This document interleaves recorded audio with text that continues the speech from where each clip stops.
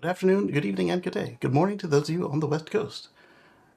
Now let's check out everything, make sure we're working properly, and then I've got all the articles loaded up, but I don't have the browser window trimmed correctly just yet. So let's see what we've got here. Let's go live, sample.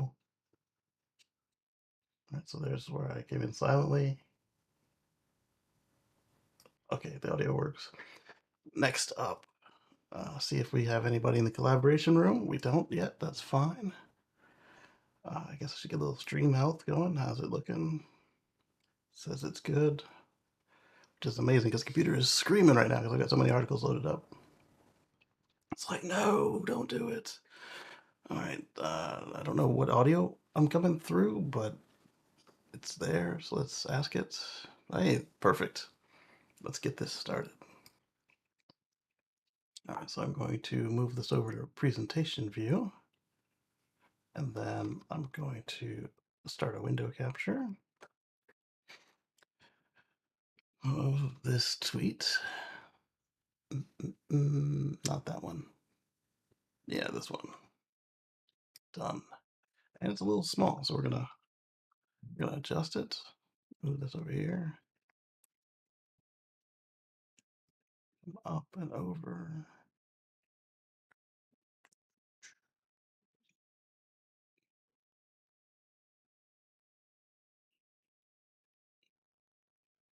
All right, that's good enough. All right, so now let's let you guys see it with a little transition. Boom, and then we'll get rid of the extra copy of my screen to help alleviate system load. There we go. I think I need to figure out what to do about trimming all this out because it's not like I have an interesting background. All right. First up, we've got a tweet X post from Sawyer Merritt. It says, oh, we got a good evening, Anders. Good to see you. Yes. Um, so what this one is Sawyer is saying that Tesla has finally started to advertise more that their cars are the most American made. Model S, Model 3, Model X, and Model Y secured the top spots out of 100 vehicles in the Cars.com American Made Index based on build location, parts, and workforce. Our cars are sexy. So we also found out that so far it's looking like the Cybertruck is going to be the most American made truck as well, which is pretty impressive to have the spots 1 through 5 for safety, and then also have the spots 1 through 5 for American made.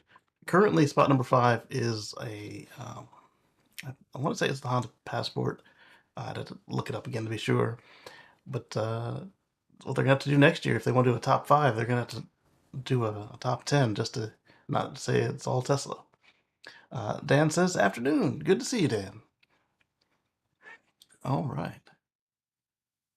And oh, something that was news for me was I was invited to configure my Foundation Series Cybertruck this week, and I'm not sure if I'm gonna pull through with it or not. I'm gonna look at everything and see if it can be done and make sense. I hope it can because I've got some plans for it, but we'll see where it goes.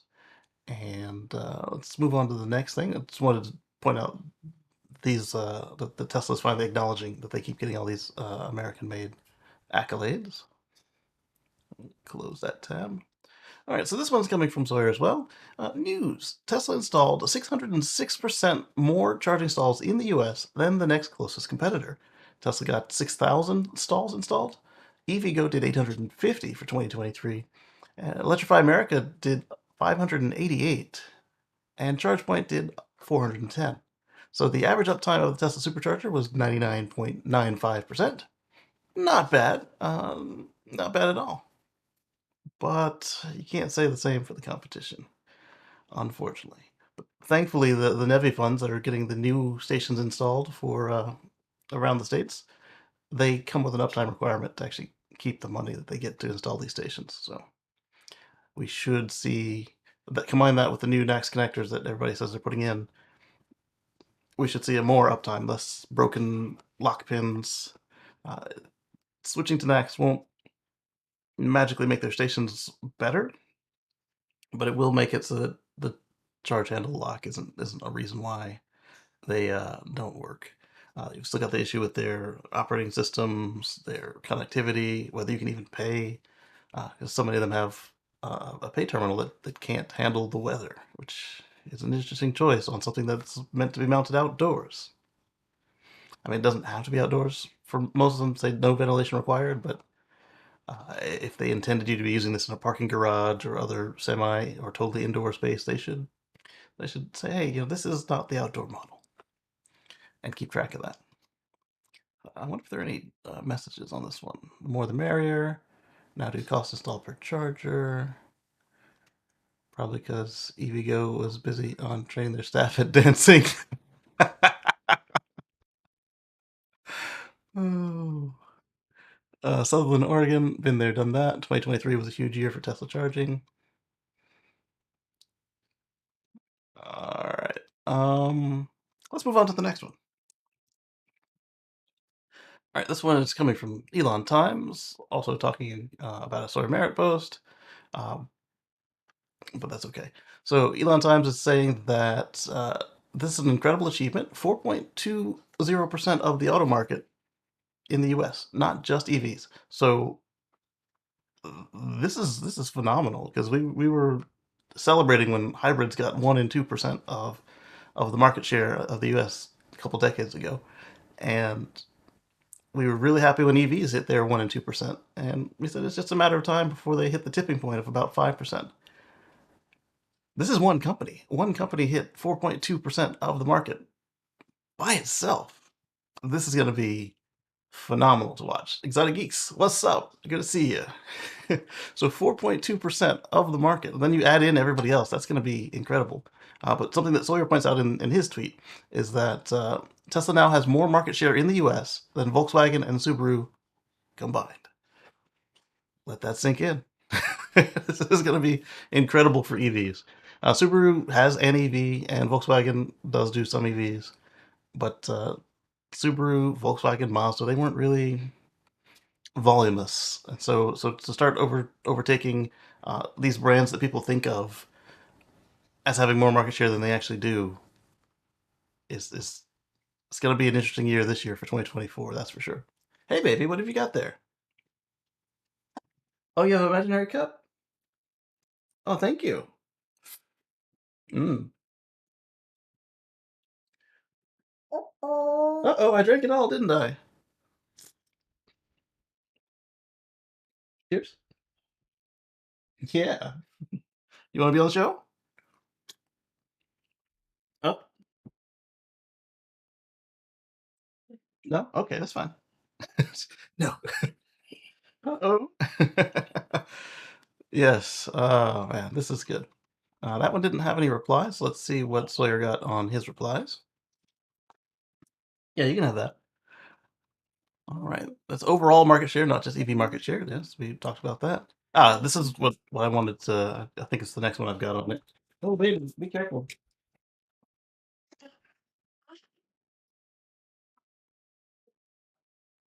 All right.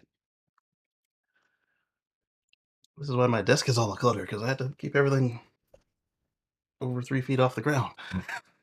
So anyway, this is the one that I wanted to get into. I think it's the next tweet here. Yeah. So Elon says 6.9% is the next milestone, obviously, because 4.20 is Elon's one of Elon's favorite numbers, 420, and then followed by 69. All right, so let's close this window, go into the actual car dealership guy tweet. Car dealership guy says, you can't make this up. Tesla ended up at exactly 4.20% market share, according to Kelley Blue Book. So we've got, I'm going to have to look down the other screens to get this big enough for me. GM down 7.4%. Ford 2.5%. This is a change. Where's the? Uh, oh, there it is at the very end of the column. They didn't do multi columns. That's fine. So GM was at 16.5% for 2023. Toyota was at 14.4. Ford was at 12.7. Hyundai at 10.9. No, sorry, 10.6. Stellantis, that's going to be Chrysler, Jeep, Dodge, Ram. They got 9.8%. Honda, the other one that people think of, 8.4%. Nissan and Mitsubishi combined got 6.3%. And then next up, you had Tesla at 4.20%. So I imagine that if you broke up Nissan and Mitsubishi, that number, obviously Mitsubishi would be gone off the chart, but then that might have given them a chance with Nissan. And we'll see where they go next year. Or this year, this next data set. Timothy, hello! Good to see you. Yes. Let me check, make sure we're not missing any Facebook or Twitch chat. No? Okay, that's fine. And let me see if I can hit this button yet, because we have enough people to hit the button. I still forgot to reach out to YouTube support to figure out where my button was. Okay. All right, somebody tweet at me later. Hey, contact YouTube support about the thing. What if I hit participants? Will that let me do it? No, that won't let me do it. Okay. I was hoping. All right, so yeah, this is impressive. Timothy says cheers. I'm curious what these community notes are. Um, Let me do this. I'm gonna see if I can't open this in a new window. I don't know if opening community notes um, exposes anything. But you know what I can do? I can just break this out into a new window. Move tab to a new window. There we go. Yeah, I can open it in a new window. And the community notes, I don't think it exposes me. I don't like to dox myself. Uh, Notes rated not helpful, and notes explaining why context isn't needed. You got all those usual no note needed people. Okay, and then we've got people explaining what 420 is. And it's I actually agree with the no note needed people on this. It's not a drug thing for this. I mean that's why it's funny, but that's not what they're going for here. So BMW is ditching gas car production at its parent plant in Munich. It will exclusively produce EVs by the end of 2027. So just in time to catch up with the EU mandates for uh, only making new zero emission vehicles. I guess the BMW has given up on their hydrogen to be saying that they'll only be making EVs. And I'm not saying that hydrogen really is viable, but it's just kind of cool to see these people that were pushing hydrogen really hard, like Toyota and Honda and BMW, getting with reality.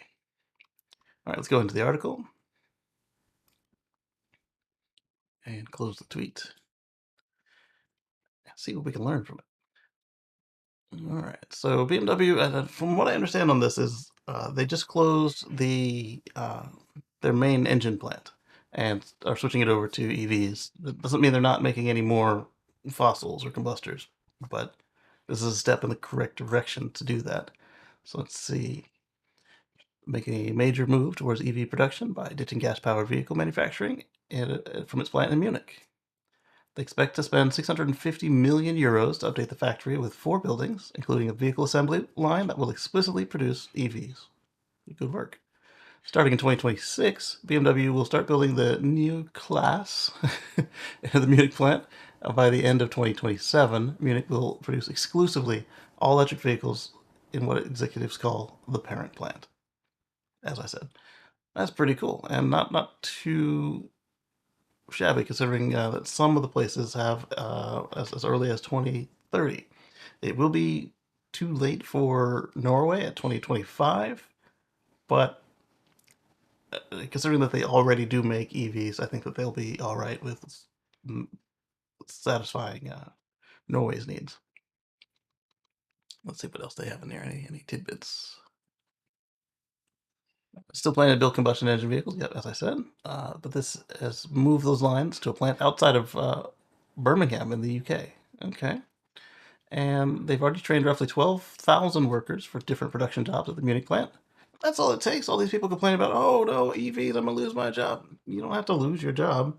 I mean, you'll no longer be the guy who installs the pistons in an engine block, but there's still work for you to do to make a car. Unless you always want to just install pistons in an engine block, but then it might be time to retire. Let's move on to the next one. Based on preliminary sales data, Hyundai and Kia together made up more than 8% of new EVs sold in the US last year, outpacing both Ford and GM and moving to the number 2 slot behind Tesla, which is impressive because Tesla's just run away with it all. And so for a legacy to be number 2, despite the fact that so many of the EV makers have had success, for Hyundai and Kia to be the next most successful, that's pretty impressive. And they don't make a bad product either. So one of the options for today's show was going to be not options, but one of the thumbnail options for today's show, instead of the Model S Performance Raven that I had on the thumbnail, that was a service loaner that I had. It was pretty cool. Instead of that one, I had the option of putting our Model X with a Hyundai Ioniq 5 in the snow at a public charging station. But I think I'd used that photo before, so I I went with one that I had not used before. Congratulations to Hyundai. Pretty soon, Hyundai, Kia will wipe Tesla off the map because, especially Kias, in my experience, are superbly designed. Okay, whatever delusional. If you think that's pretty soon, it would take some missteps all over the place for Tesla to just drop to number 2 that fast. And when you look at the numbers. All right, so now I want to see what the comments are on this article. See if they're equally wild.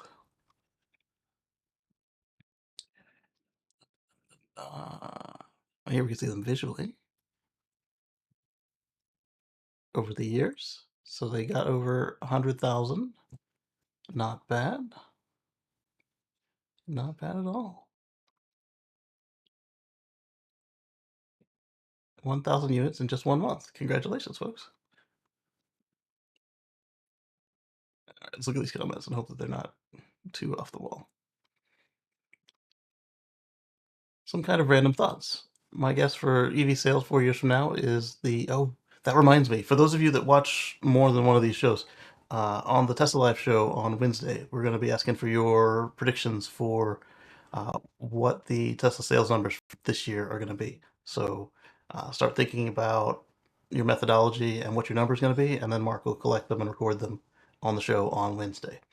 So this guy says 4 years from now, the U.S. and Hong Kong have their U.S. sales tax credit compliant production ramped up. Tesla will remain number 1, and Hyundai Kia, not Hong Kong. Hyundai Kia will be number 2. That's today. The only way for Ford or GM could be ahead if the EV pickup truck market really takes. Yeah, that's true. Good point. They don't really make cars anymore, and everybody else still kind of does make cars. Yes, they have the Mustang Classic and the Camaro. Do they really count? Don't think they do. Not in America. But at the same time, those only sell in America. It's interesting. I doubt VW will be a big player unless they broaden their lineup. Yeah, VW was the one talking about walking back and just focusing on profit per car rather than the sheer volume. Making some of their product line in the US and Mexico.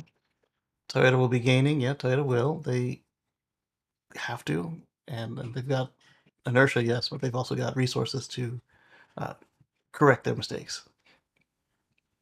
Toyota loyalists start buying EVs that won't get caught buying Hyundai Kia. Yeah, there's people like that. Nissan will remain also ran. They kind of are even on the combustion side of things.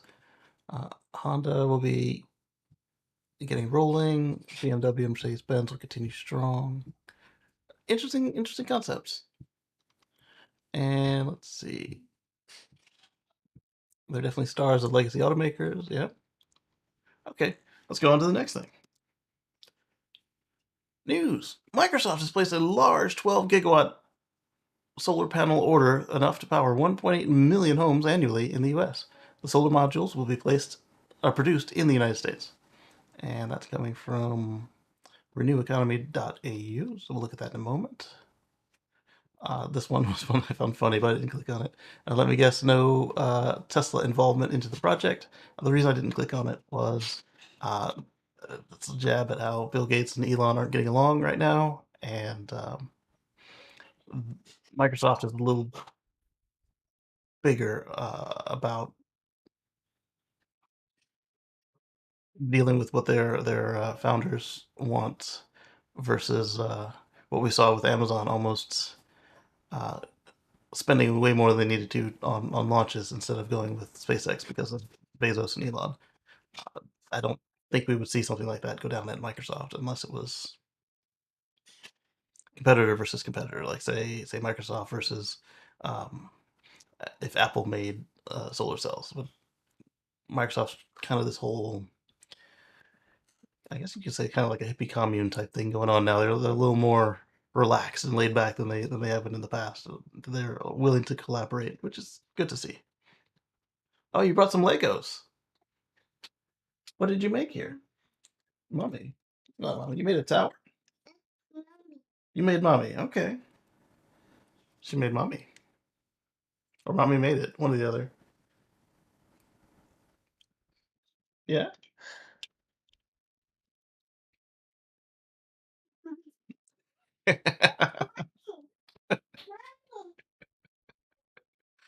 Oh. Yeah, so I don't think that would be a problem with Microsoft, like it would be with Amazon, and also to point out how Tesla got roped into the anti-Disney thing with Musk, removing Disney Plus from the main screen if you'd never used it. So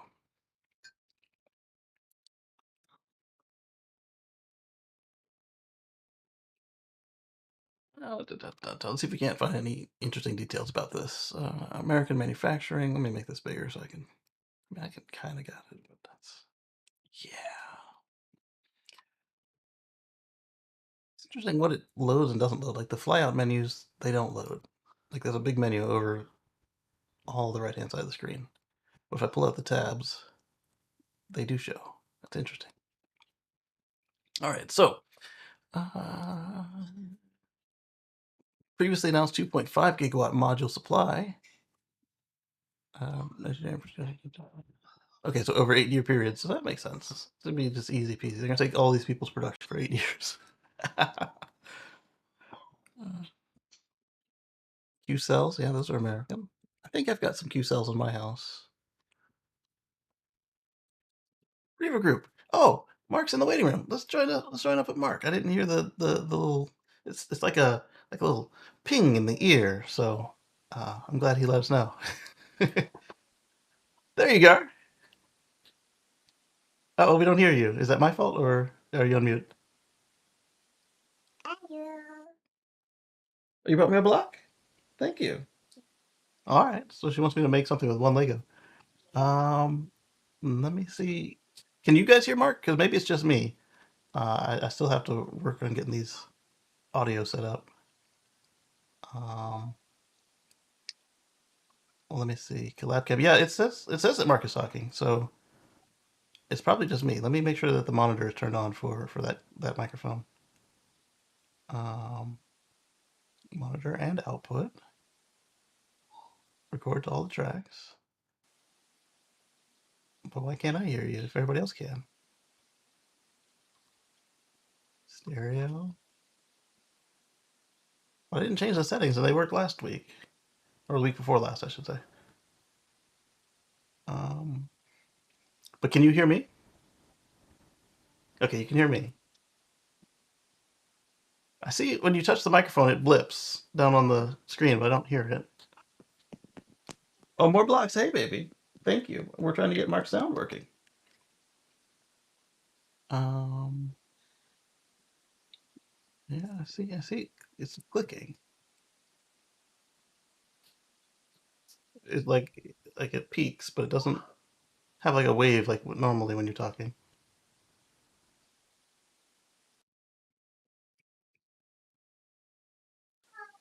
Let me check the mixer settings. It could be me still. Collab cam is turned all the way up. There's no offset. I wonder if this is my speaker. Let me switch the output to just straight to the headphones and see what it does.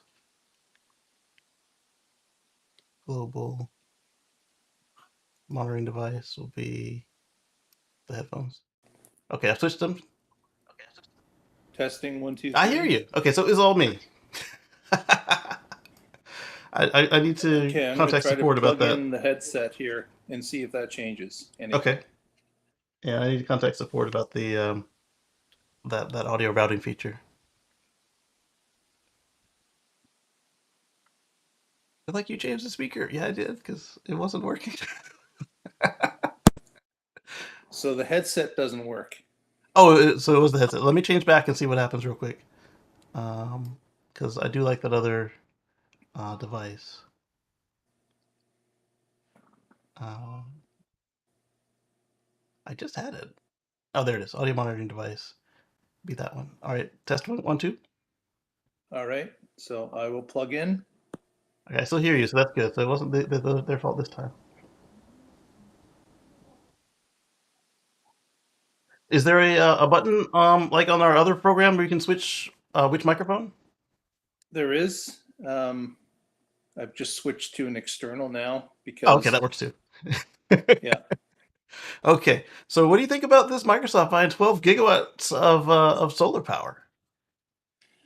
I think Microsoft knows the writing on the wall that Yes, uh, renewable energy is starting to become more cost effective. And of course, it gives them a bit of green cachet to it spread does. around to their customers. Oh So yes, I'm not surprised. I think that most Fortune 500 companies will be doing the same over time. And I think that's going to filter down to even medium-sized businesses as well. But definitely. this is certainly something that Microsoft is doing, um, probably on two fronts: some green cachet, and it's getting just as comparable to fossil fuel um, energy solar is. So that's Exactly. probably what's going on. Would be my guess. Yeah. I also like that it kind of puts them putting their money where their mouth is. They promised us that they would make their carbon footprint offset everything that their customers have ever done since they founded, as well as everything they've done since they founded, as far as uh, you've got your server running Windows Server 2003 for the last 20 years that they got retired about 5 years ago, but they want to make sure that that had no impact on the future, which I think is aggressive. First, they're bringing down their own stuff down to zero, and then they want to sock away carbon beyond that. We don't know if their carbon capture sequestration is going to work, but uh, the first step is to get themselves down to zero, and this is a step in that direction. Yeah, it's there's no magic pill for all of this, but if you employ a number of different technologies, you can get your footprint down to zero, um, by buying credits, by employing wind, by employing solar. There's a number of ways to do it, and this multi-pronged technique is the quickest way to do it, and of course, it's probably the most economical way to do it as well. Oh yes. I reminded everybody that on Wednesday you're going to be collecting their predictions for what the Tesla sales are going to look like in 2024. That's And right. We're going to be collecting production guesses for Tesla for this year. And last year, the winner, of course, was our friend Russell. yes, And the year before that, Paul Gusek yes, won. So we'll both of be them were interested to pretty much see as spot on to too. who comes closest to the actual production numbers. And we'll be collecting those next Wednesday on the show, where There we'll we be go. recording them. I'll be recording them in a spreadsheet. So we've got them for next year. Clarity. Yes. What did you think about how Tesla just trounced everybody in charging station installs? It's 606 times more than everybody else.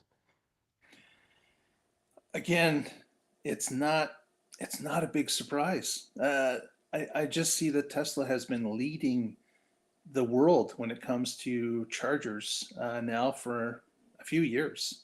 Yeah. They've indicated that they're going to continue to push forward with more and more charger installs. They've They have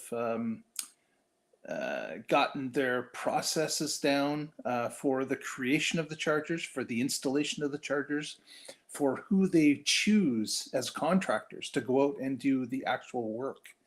And I think this is just more evidence that they're dialing this in tighter and tighter as time goes along.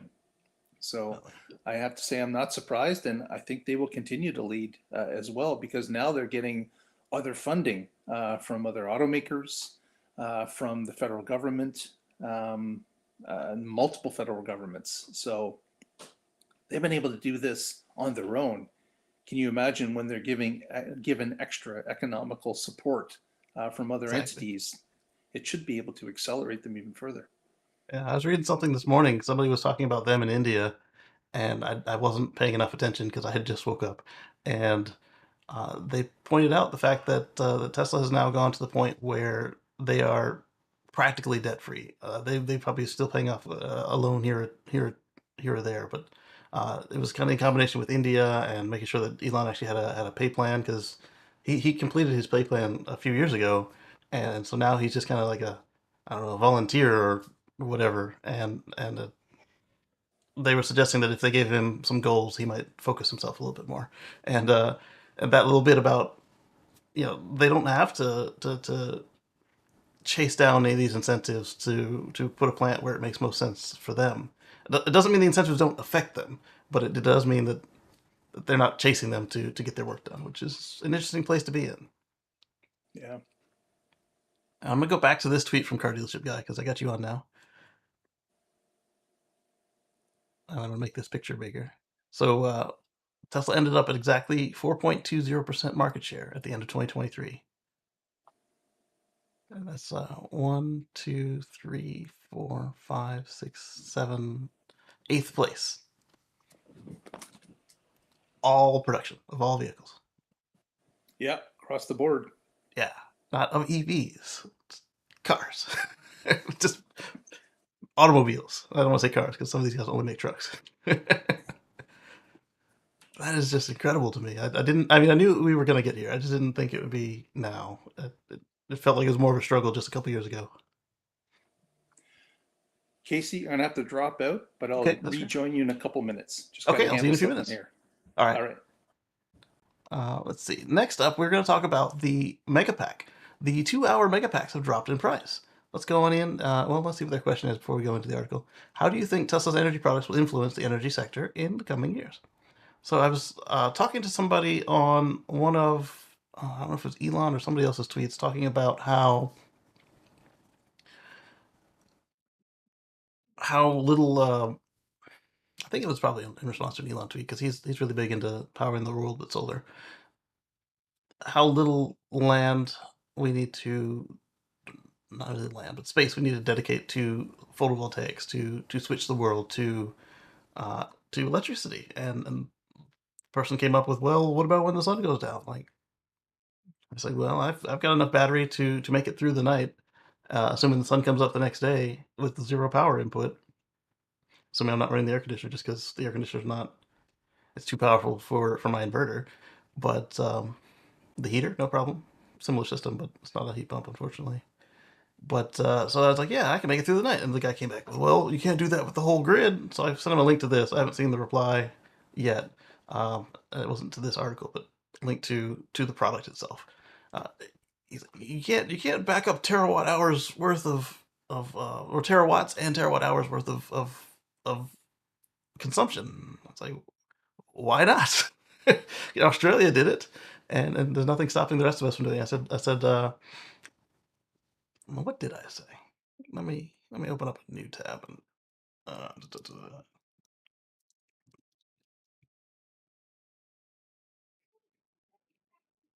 oh, that's the wrong person. Oh, that's the wrong person.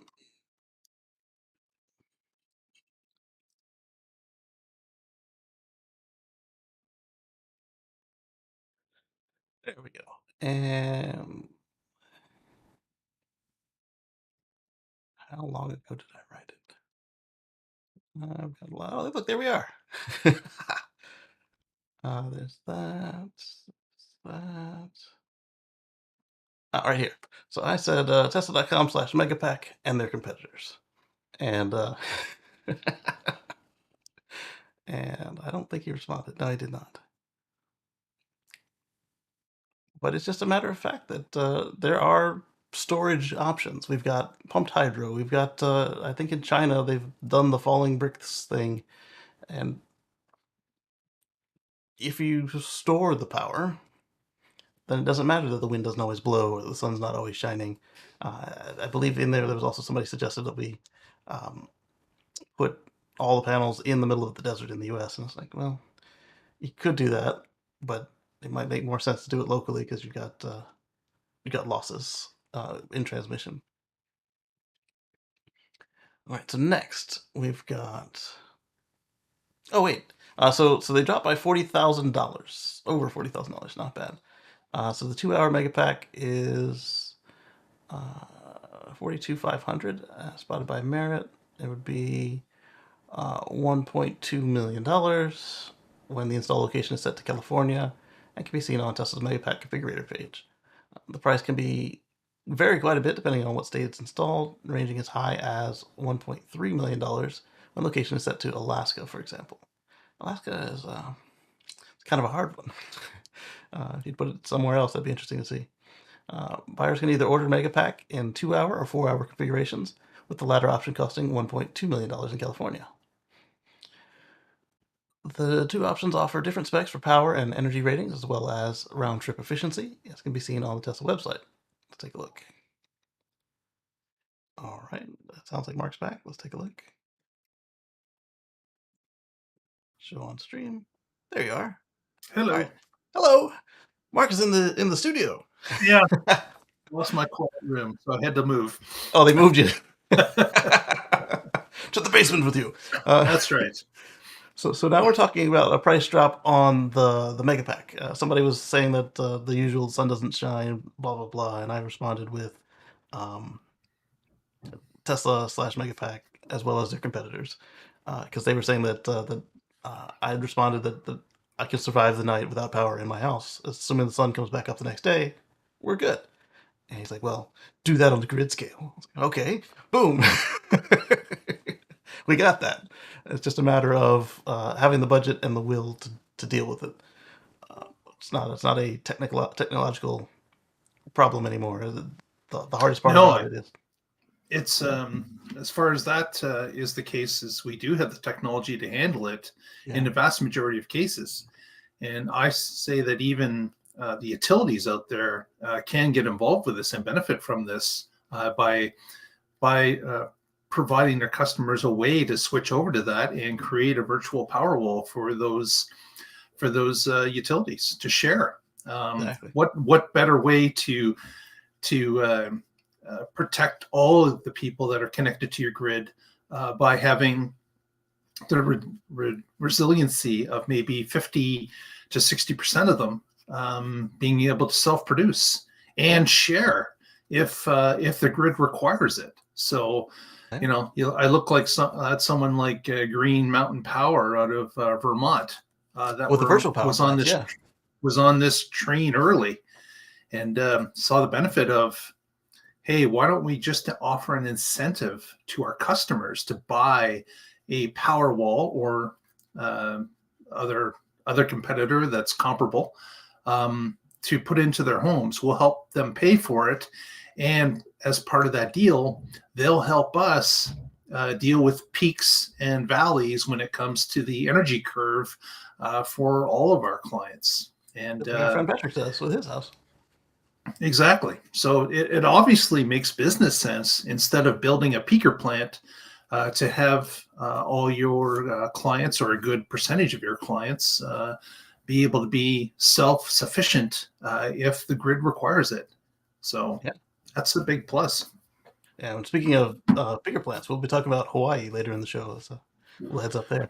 Uh, Another item that they could do is, rather than making these massive installations like we saw in Australia, they could drop a mega pack or two down at every substation that's got the extra footprint for it, and that way, even if something major happens at a citywide interconnect, you might have major like hospitals and neighborhoods that just don't go down and don't need to burn their gas generators to stay online. Yeah, I think that's going to become popular over time as battery technology also gets better. Yeah, And the number of cycles that these batteries can handle, turns into something where it's not just a question of a 7-year warranty, but now they come with, say, a 15-year or a 20-year warranty, yes, similar to solar panels.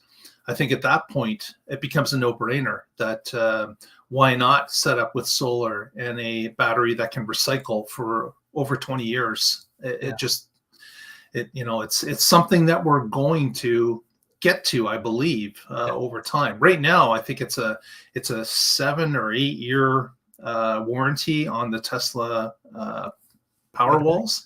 Oh, firewalls, okay. But once that gets to a 15 or 20 year, I think it's becomes a moot point that people are just going to move into this quickly. Yeah, The other thing I see as a benefit is when new homes are being sold, already the price of housing is a tremendous amount, right? yes, You're paying a tremendous amount to get a home. Being able to opt into a program that would give you solar and a battery pack in your house and give you that energy independence for 20 years right. out of the gate, I think is going to be an easier sell for someone that's buying something, that's somewhere between, 250 and $550,000. It's a lot easier to add a $25,000 or $30,000 expense to something like that. It's going to be Yeah, easier to stomach because they get added to their payments, yeah. their mortgage over 25 years. So And it's I can even see that. cheaper to install when there are no walls or roof. They can just put them in there. Yep. All the contractors work together. And when we're talking, the 20 years to 80%. So even then, at the end of 20 years, you don't have to factor in, oh, do I got to replace this? If you have overcapacity, then it just goes down to what you need instead of more than what you need. So Right.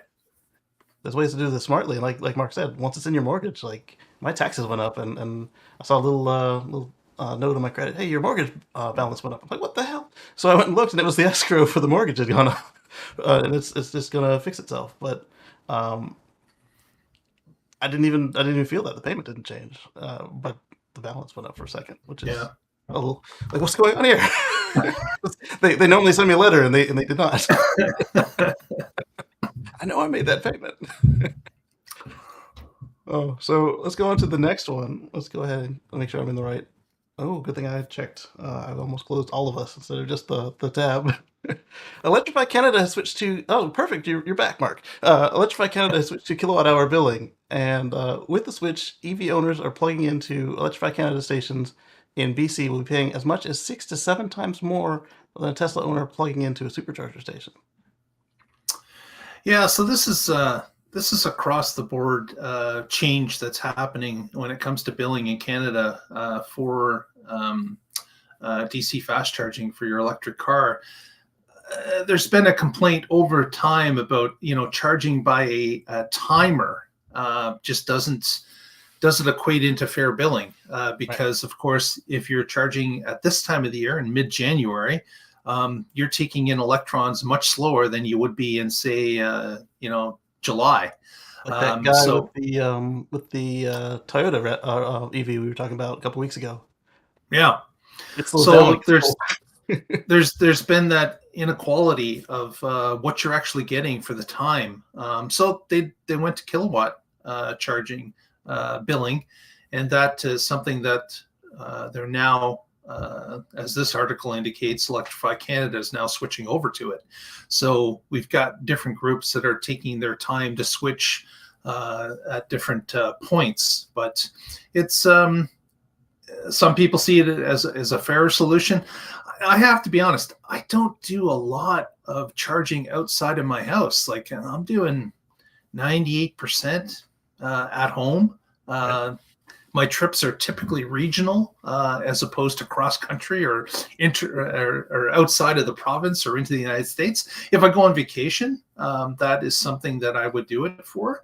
But really, it doesn't affect me in the cost analysis at any way. If I want to go on a trip, I go on a trip. Yeah, Yes, I believe that the billing should be fair. It should be fair to all, and I think this billing per kilowatt maybe makes it a little more fair, because depending on the circumstances you're charging in, the bill could be different. But if you're billing by the measurement of per kilowatt, it technically should be the same. Um, Although in the winter you're still burning a little bit more, always. So but but you're not as much as that charged, guy. Yeah, because of course in July when you're filling up at a electrified Canada station, you're typically not using the heater to keep warm as the vehicle charges. But in February, January, you're definitely doing that. So bill's gonna be a little bit higher in the winter, as opposed to the summer. definitely, and that's a good perspective right there because you're more typical in that you don't spend all your time at fast chargers like MrSupercharger.com here. Uh, I think what 55% of my charging lifetime has been on the superchargers and other DC fast chargers, and then the other 45% has been either at home or at public free chargers at the lower level two level, and that's a perspective right there. And I do think there should be a blend of it. Like once like Tesla's trying to do, and hopefully they continue to do when the everybody else gets on, where once you reach a certain charge threshold where you're now just taking up space to not charge very fast, uh, then switch it to more of a punitive. But let's not punish people for just trying to get down the road like that guy with the Toyota. Let him get charged up, and then when he's got enough to reach the next charger, then flip it on him to make him leave. But don't punish him just because it's February. Yeah, yeah. It's bad enough that it is February. Right. And so then Drive Tesla updates. They say update. Electrify Canada tells us that this their Pass Plus membership for $7 per month has not changed and still gives a 20% discount on charging rates. So even if that rate is per hour or per kilowatt hour, if you have a membership, you'll save money there. Same with our friends at Tesla. If you charge your non-Tesla on the Supercharger network and you sign up for the membership, you'll pay a lower rate. Yeah. Also, good morning to Lee. Good to see you.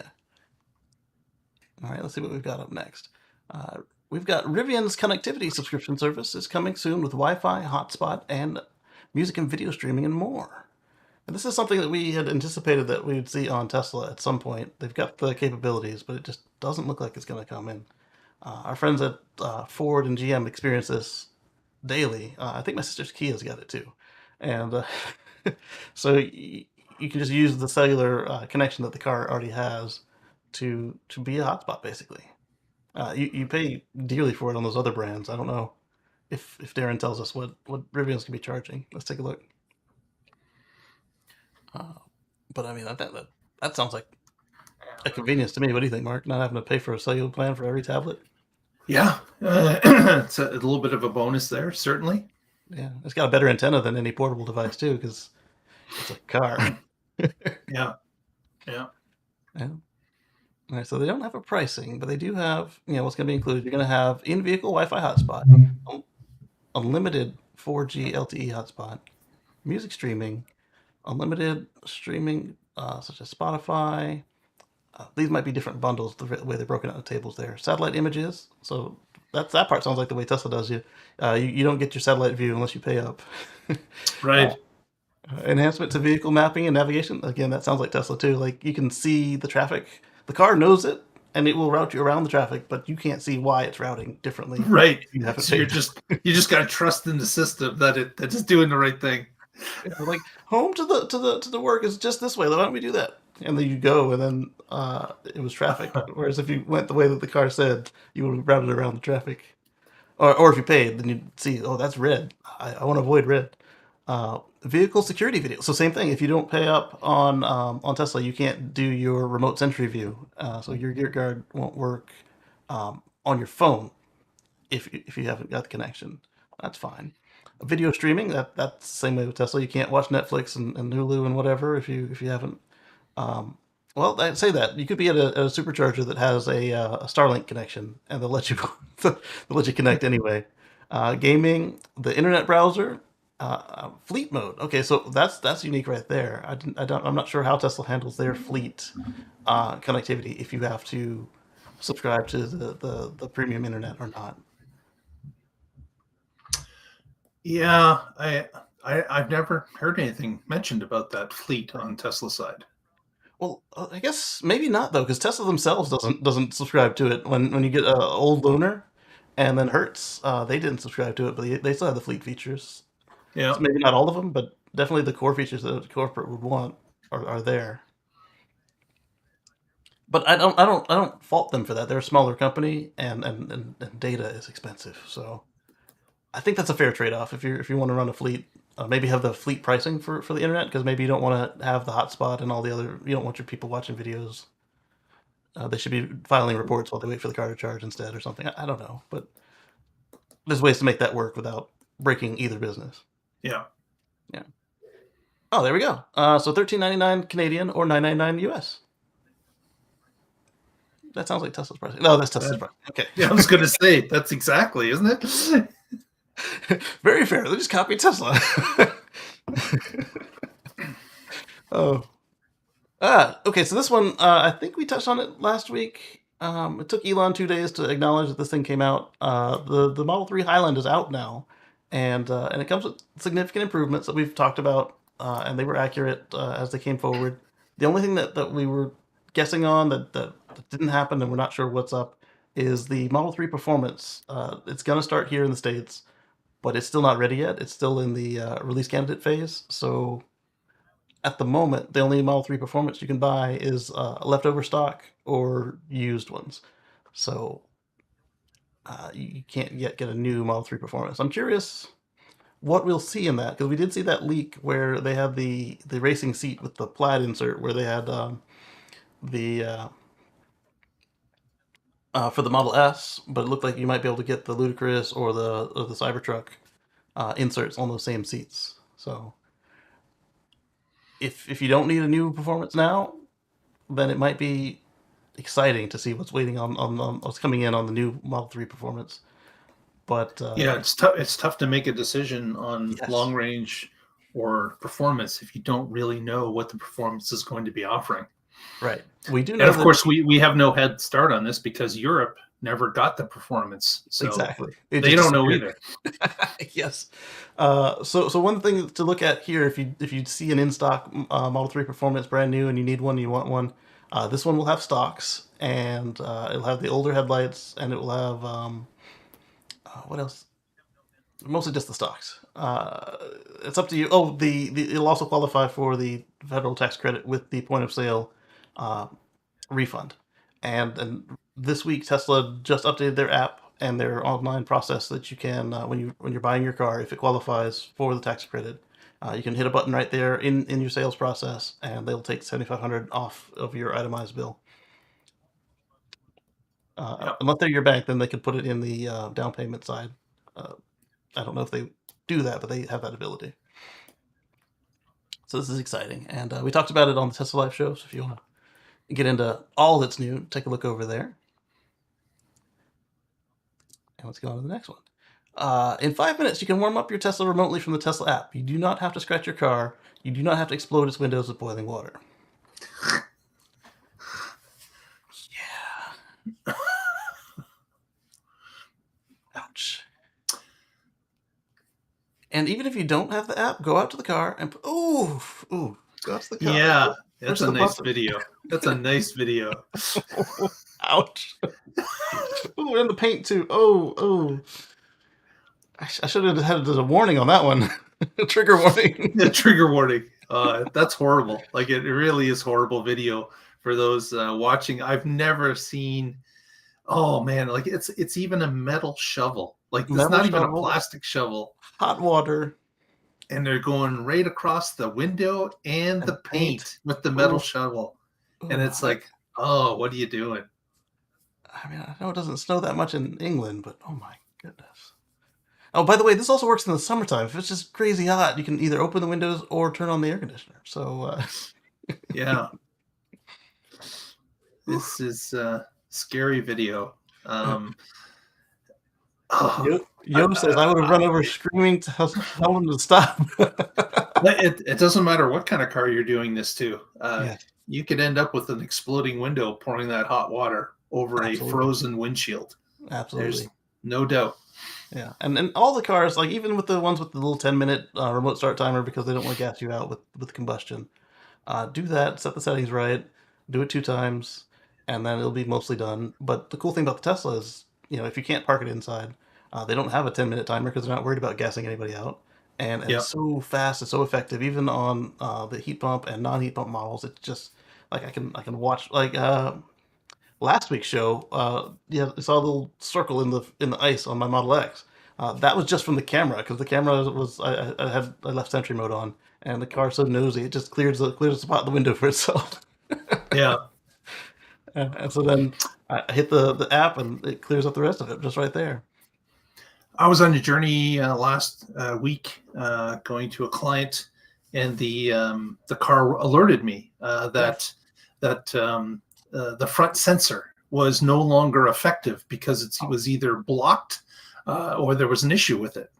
So I got to the destination I was going to, and it had been sleeting the whole ooh. way on the drive. So it had built up about a quarter inch of ice on Mm, the front bumper of the Model 3. And when I got to the location, I just went up to the front and I pushed it with my glove, and it dropped off. And on the way back, the sensor was working fine. But nice. there are certainly conditions when you have extreme cold, especially if there's moisture in the air. You're going to have those sensors block up, and it's going to affect your autopilot. It's going to affect your sensor distances, things of that nature. But that's part of winter driving. It is. It totally is. And if you don't know, ask somebody. Ask somebody who knows about cars.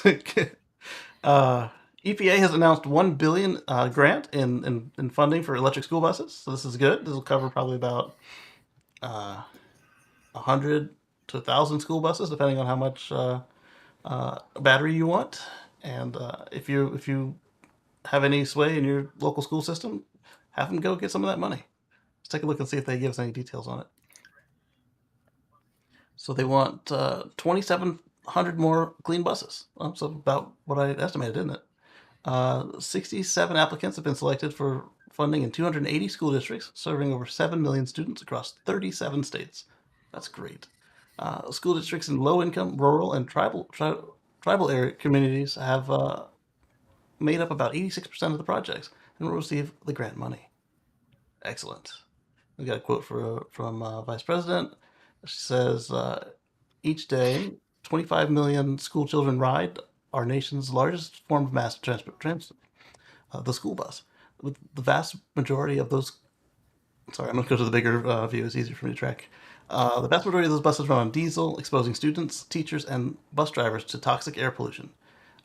Also, don't forget, outside of the bus, the children are at muffler height, so they got it all day long.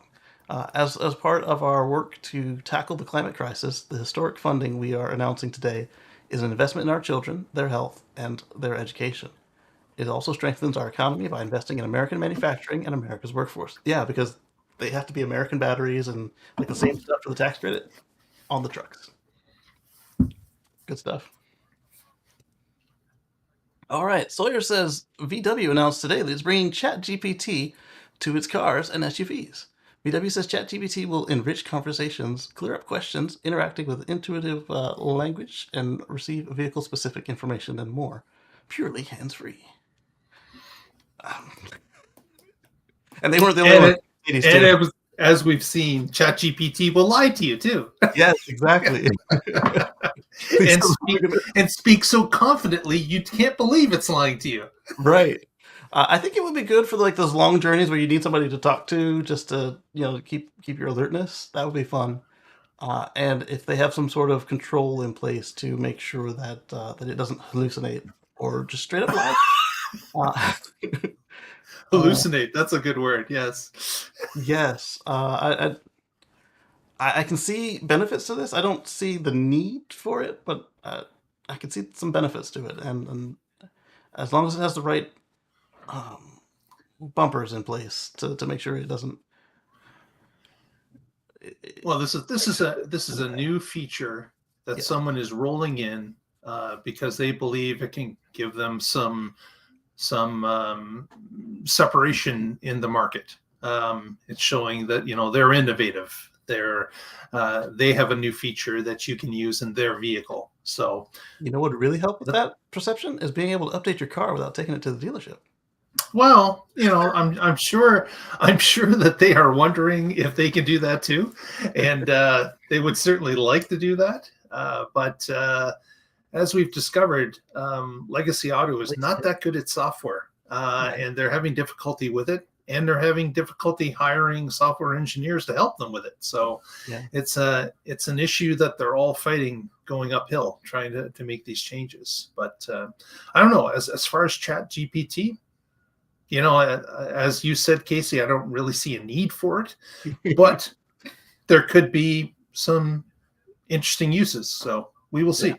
We'll see. And I'm definitely going to be watching this with interest because it could go really well or it could go sideways hilariously. Or even it could be tragic depending on what kind of controls this thing has. And I believe Mercedes also joined in on this, not with them, but just at the same time. They said, we are going to have ChatGPT in our stuff. Okay. All right, where did the thing go? Over here? Close. Okay. Lucid delivered only 1,734 vehicles in Q4, down 10.2% year over year. Quarter four production was 2,391, down 31.5% year over year. This means they delivered just 6,001 vehicles in all of 2023. And as you guys know, I want all the things to be, electrify all the things. I say it. So I don't want to see them go out of business, but it doesn't look like they are in a good spot right now. Yeah, there's a problem, and the problem is that the electrification market has matured while Lucid got their ability to produce their first expensive car. So unlike when Tesla had $140,000 Roadster only Right. available, they were the only game in town. There was no other electric sports car available. Right. If you wanted one, it was Tesla or nothing.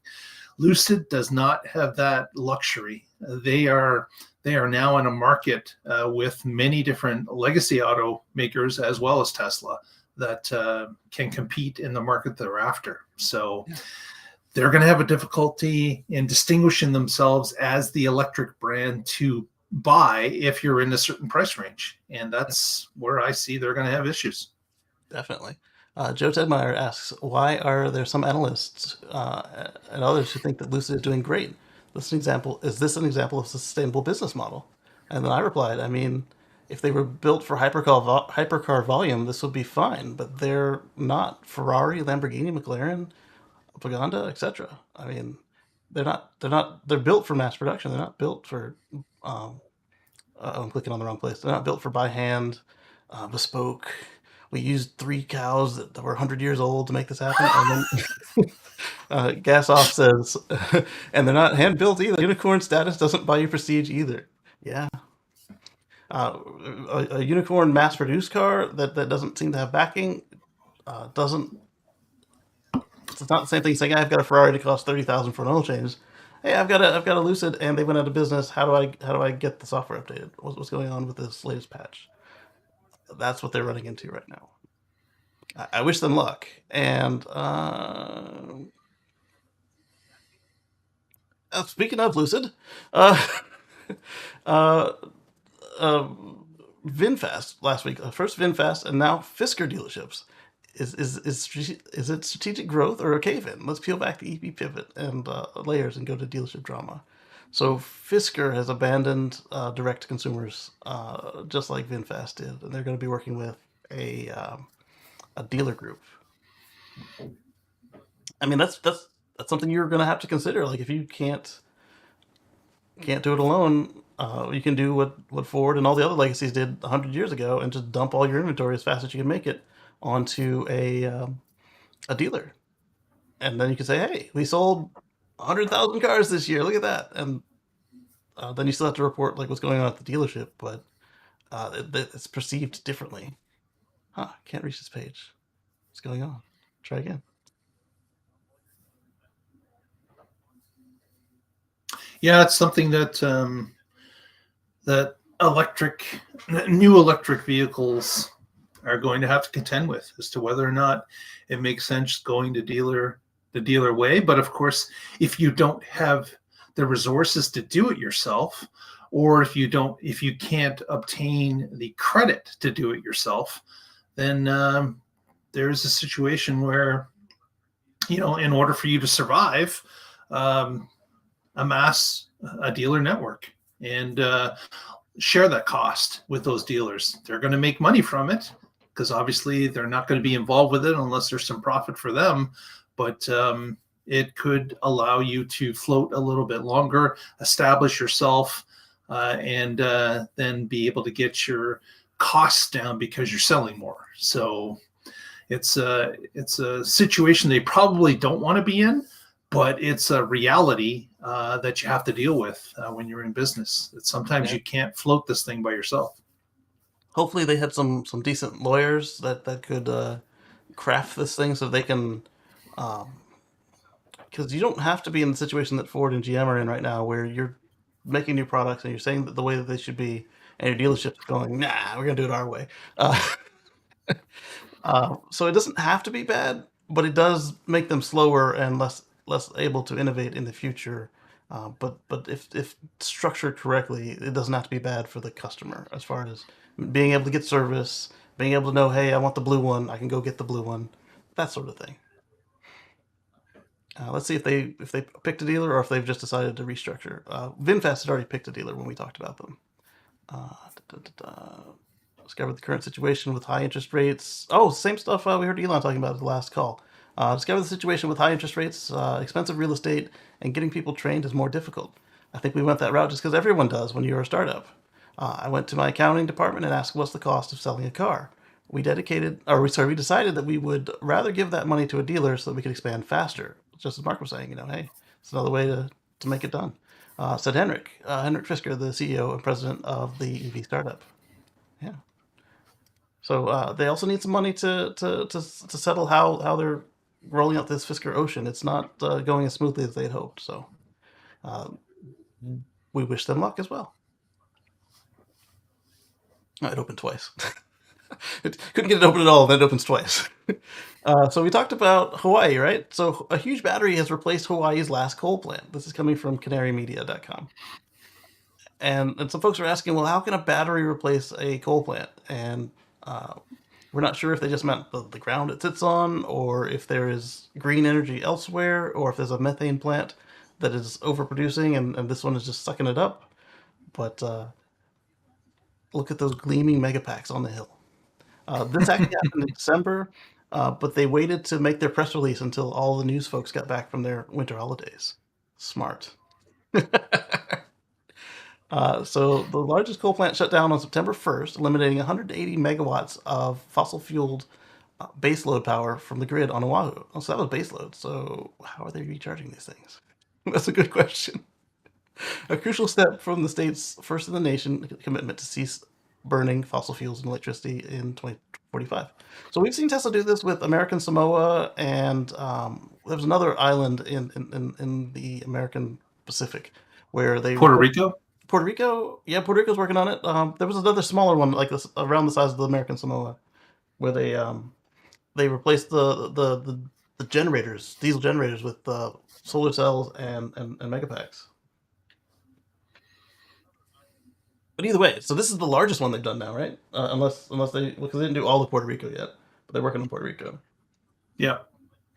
In the photo you showed in from the article, you're obviously there is no generation around those battery packs. Right. Like there's no field of solar, there's no wind turbines that are visible. But of course, the island of Hawaii, they would have transmission lines, and they would have the ability to place those assets at different points on the island that makes most sense for generation. So, just having it connected physically to the grid would allow them to move that power around and into these megapacks. Yeah, and then like you were saying with the virtual power plant thing, rooftop solar is comparatively cheap in Hawaii compared to some of these places that don't have astronomical electricity costs, so they could even flatten their duck curve by just saying, "Hey, between the hours of 11 a.m. to 2 p.m., we're paying this much for power," and then it just a win-win for everybody. They suck it up into these batteries for the nighttime, and then Yep. they get people to put PV, and they're dealing with the maintenance costs on their personal level. So it's good to see less fossil happening anywhere. So that's good. What do you mean no? Yes, it's for your hair.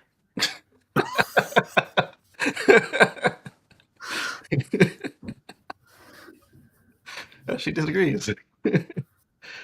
All right, so then we've got Caribbean matters. The severe impact. What are you doing, son? Oh, mommy's not gonna like that.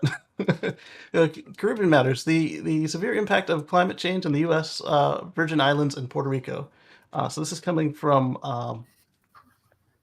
Denise Oliver Velez. They're talking about some of the changes we're seeing with climate impact and sea level rise in the U.S. Virgin Islands and Puerto Rico. These are U.S.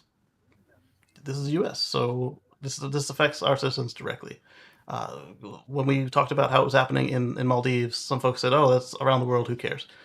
Meanwhile, they lost what 5 islands in Maldives. That's, they're sitting there saying, "Hey, what do we got to do to get you guys to care? Maybe when it happens to you." And now it is happening to us. So, are we going to do anything now? I mean, it's Yeah, almost, it becomes an issue closer to home when it's affecting you, obviously. yeah, When it's affecting your family, your relatives. Um, it's not going to affect some of us for some time because we're further inland, yes, but we see the people on the coasts. Um, we see the people even off of Florida, Key West.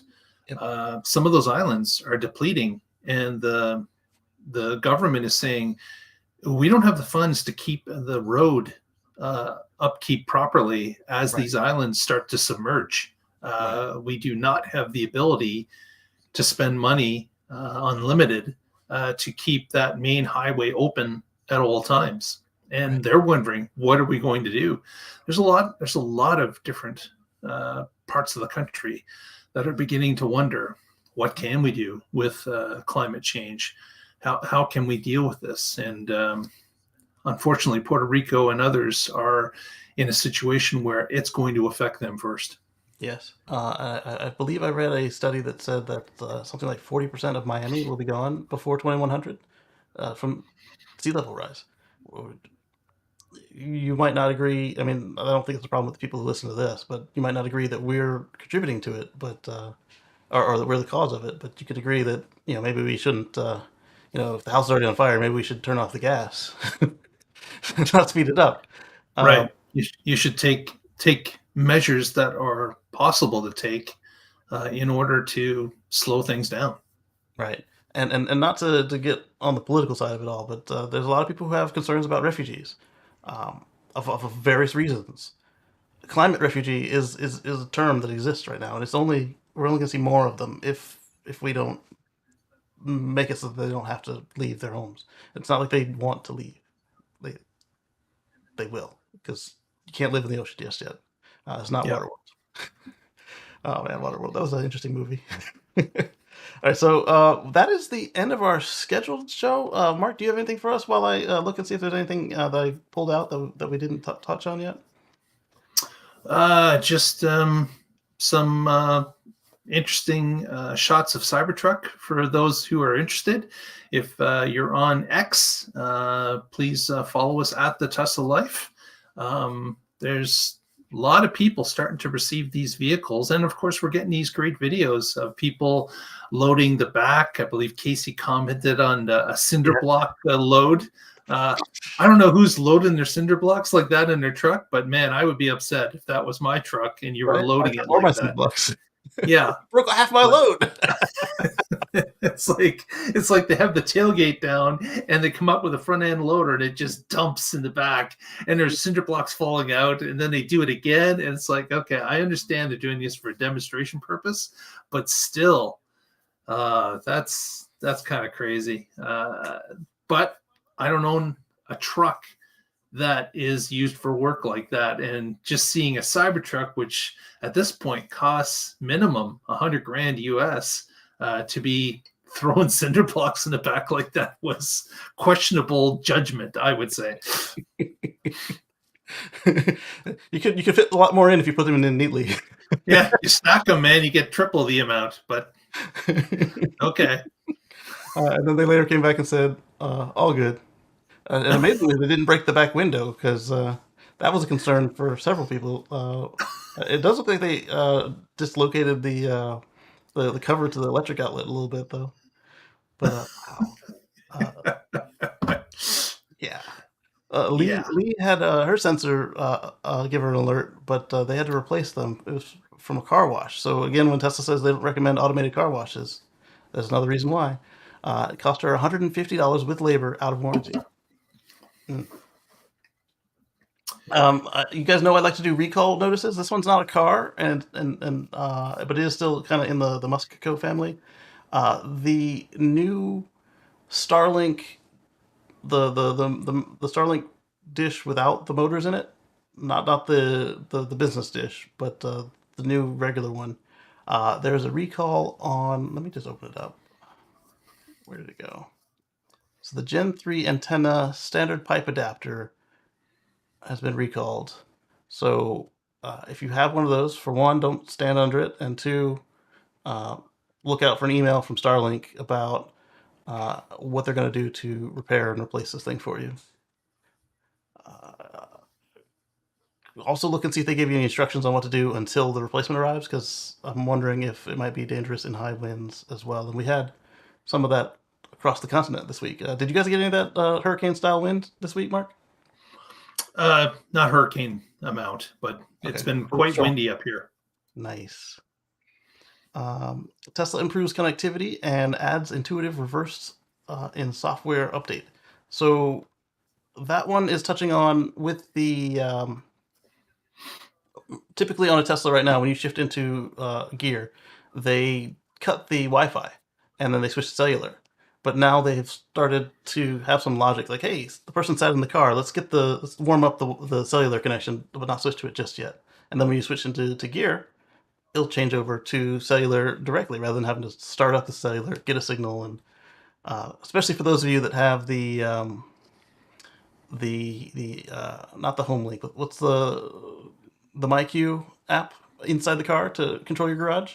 It needs an internet connection to work, so this will help you actually get your garage door open and closed when you shift into gear. We talked about the the Model S and Model X have got some updates. Let's take a look at that real quick. They're kind of small now that Highland is out, and with this one, it's pretty cool. The horn has been moved back to where people expect to find it, in the center of the wheel or the yoke. You just bonk bonk in the middle, and it goes. You don't have to push a button. You don't have to palm the whole right hand side of the wheel. What an innovation! Right. There's also rumors that they have a Cybertruck style front bumper cam. We won't know about that until they start delivering. We've been through this with Highland, both online and in Europe and elsewhere, and it didn't play out. But the S and the X are more premium. They are the only ones that have a radar because they're actually using this radar to help train the system. They're not letting you use it, but they're training the rest of the cars with it. So I would suspect that if any of these cars get a front bumper camera, it would start with the S and X, and then once they have it calibrated and dialed in, then if the cost is low enough, we'll see them move it to 3 and 1. So that's exciting. We talked about BMW, Hyundai and Kia, Rivian. This one's nice. There is a real chance of tripling renewables by 2030, according to Electrek and whoever they're quoting, by Michelle 0728. We talked about Lucid deliveries, Fisker dealerships. Tesla's going to help Palo Alto upgrade their electrical infrastructure. Mercury Motors has released their highest output electric boat motors yet.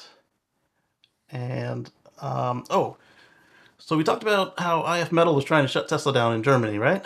Even though they're in Sweden. Well, the Red Sea piracy issue is actually causing Tesla's Giga Berlin to shut down for 2 weeks. And the news only mentioned Tesla, right? However, Volkswagen is also having some effects from the Red Sea piracy, and they are being disrupted as well. So now that navies across the world have started dealing with pirates, they will probably pick back up soon enough. The We've got additional 623 million in funding for 7,500 more charging stations on the NEVI program than we had already discussed, and the oil and gas sector will pay excess fines for excess methane emissions finally, instead of just flaring it off without burning it or whatever, or using it. And we just talked about the center horn, so it's good stuff about the 50% more renewables and climate change, 50% more renewable capacity in 2023 than 2022. And this is what we were talking about earlier in the show. Is it's like, just put your money where your mouth is. It'll all work out, and we see that people are doing that. Neato. There you go. Thanks, Mark.